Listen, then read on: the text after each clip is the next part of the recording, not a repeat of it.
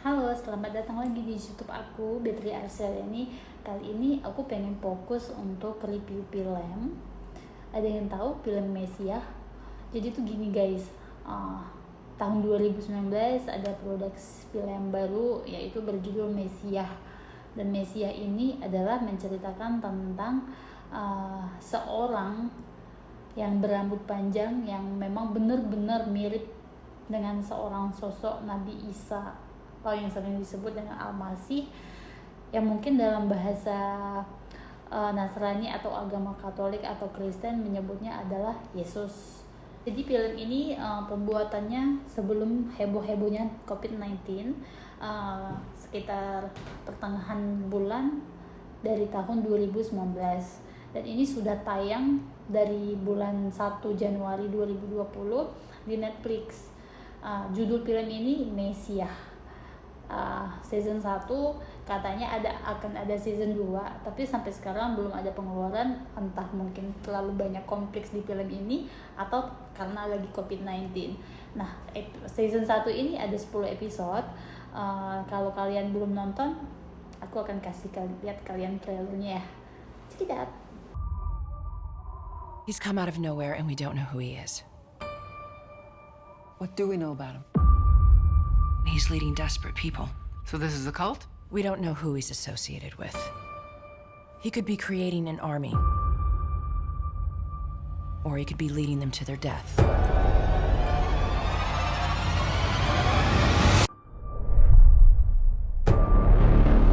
What are you doing in Syria? Delivering a message. A message from whom? My father. And who is your father? We've lost it. What do you mean? He just disappears. No one just disappears. We all witnessed a miracle. He saved my daughter's life. You need to see this. Bury it for as long as you can. He didn't just click his heels and end up here. He clearly had help. You get around Syria, Israel, Texas. It's the nature of my work. And what is that work? God's work. Who do you think he is? You didn't see what I saw. And if I did, would I be calling him the second coming? How far will this new movement spread? I'm going to find out everything about you.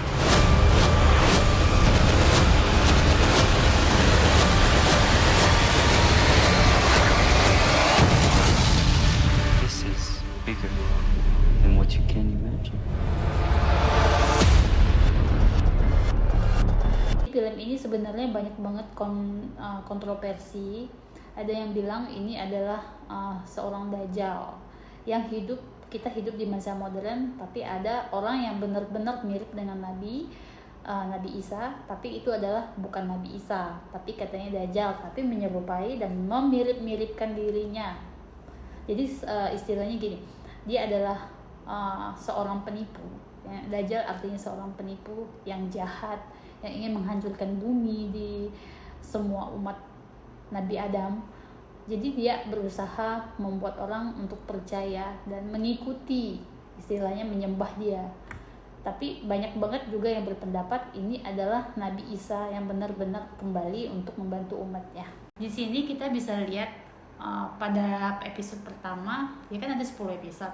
Episode pertama itu menceritakan tentang si Dajjal ini, yang dibilang Dajjal, yaitu Mesias ini datang ke bumi.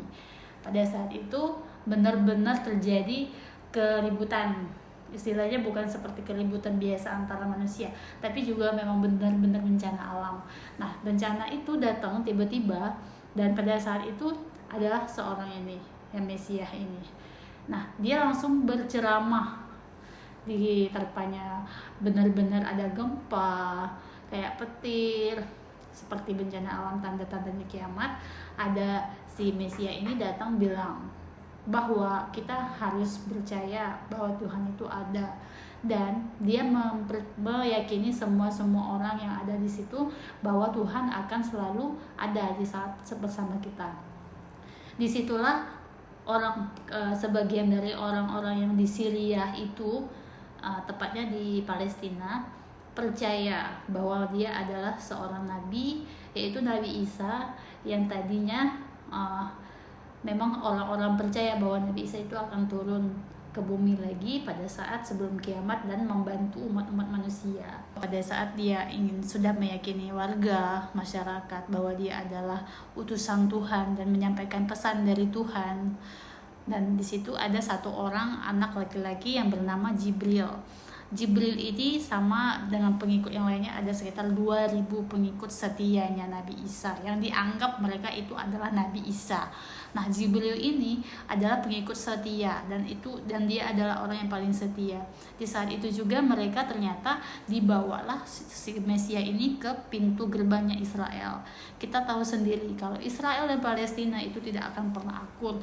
Mereka akan akur pada saat mereka akan dekat dengan kiamat. Saat itu juga ternyata si Mesia ini menyita perhatian semua warga, termasuk CIA. CIA itu adalah sejenis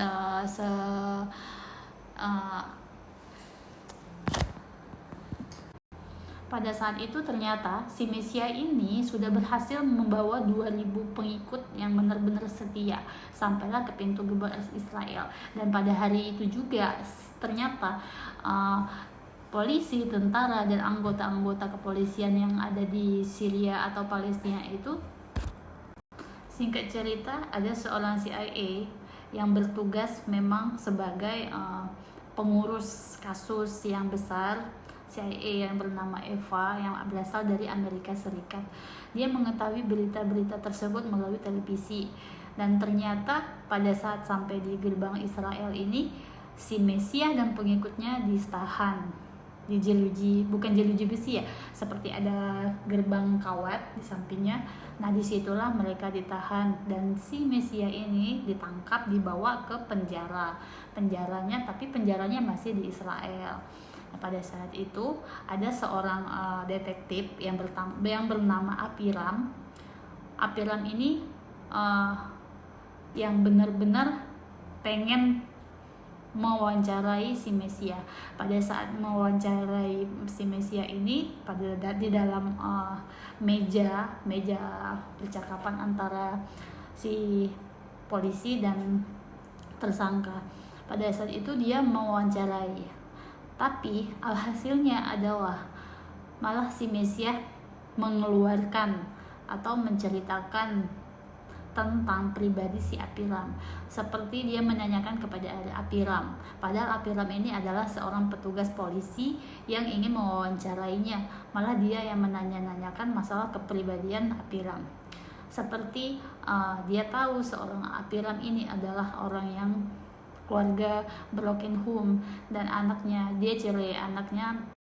Dengan begitu Apiram kaget, kenapa bisa si Mesia ini tahu tentang kepribadiannya, sedangkan tidak ada yang tahu selain keluarganya sendiri. Kenapa bisa si Mesia ini tahu kalau dia bercerai, dan kenapa juga tahu kalau hubungan suami istrinya gak baik, sedangkan dia punya anak. Nah, di situ dia blank. Kenapa si Mesia ini tahu tentang kepribadian saya? Lalu dia keluar dan merekam semua, dan rekaman itu dihapus langsung keluar pintu.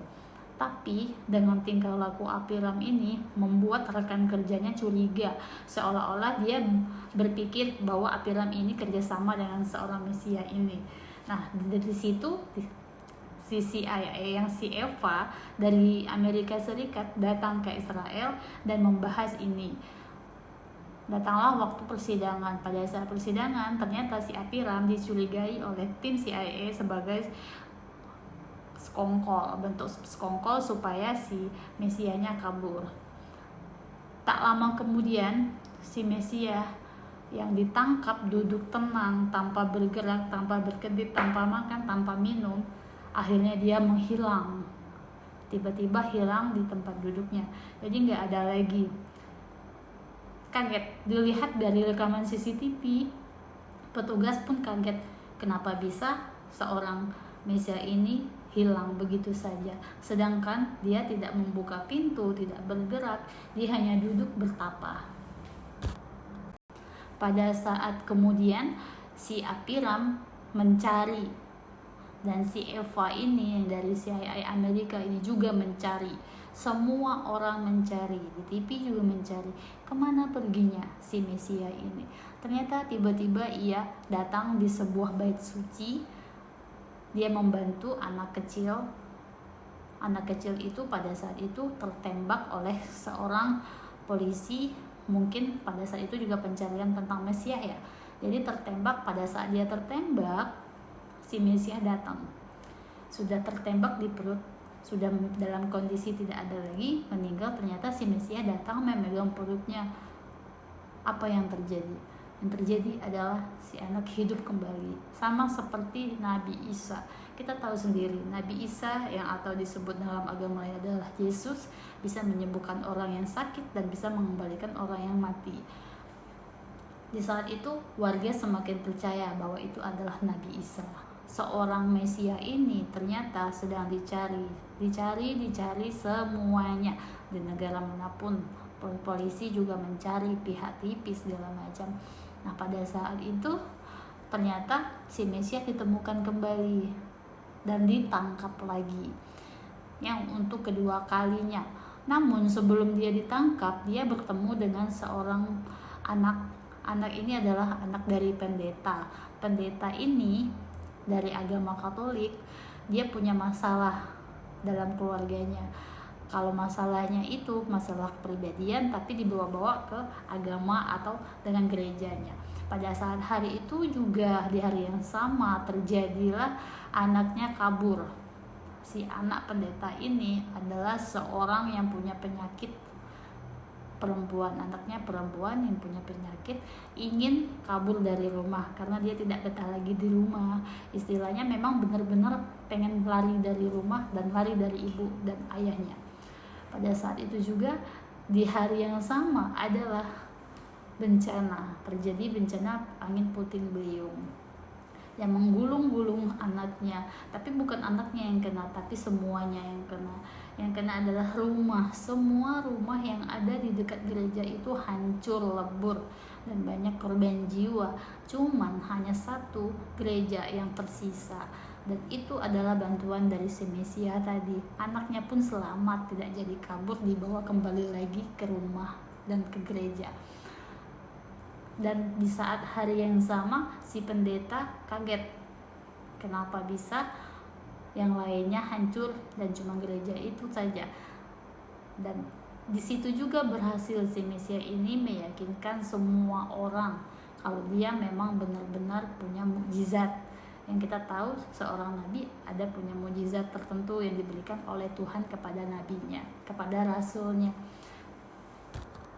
Dikarenakan si Mesia ini tetap jadi buronan, istilahnya itu memang buronan karena dia adalah orang yang aneh, bukan orang yang seperti manusia biasa.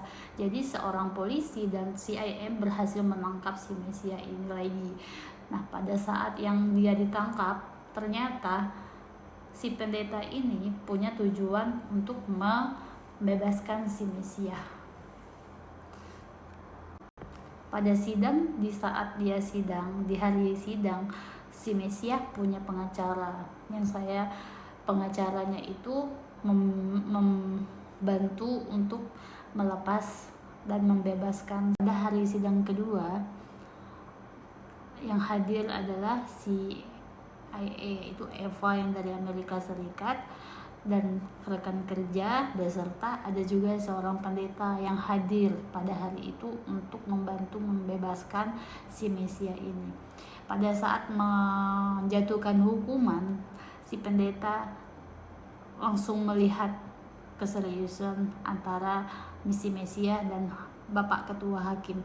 Nah, pada hakim itu berbicara tentang hukuman yang akan dijatuhkan kepada Mesia. Tapi Mesia pada saat itu langsung ingin berbicara. Saya ingin berbicara. Apa yang dia katakan? Apa bedanya aku dan kamu? Dia berbicara kepada hakim. Kita semua tidak ada yang berbeda. Kamu duduk di situ dan aku duduk di sini.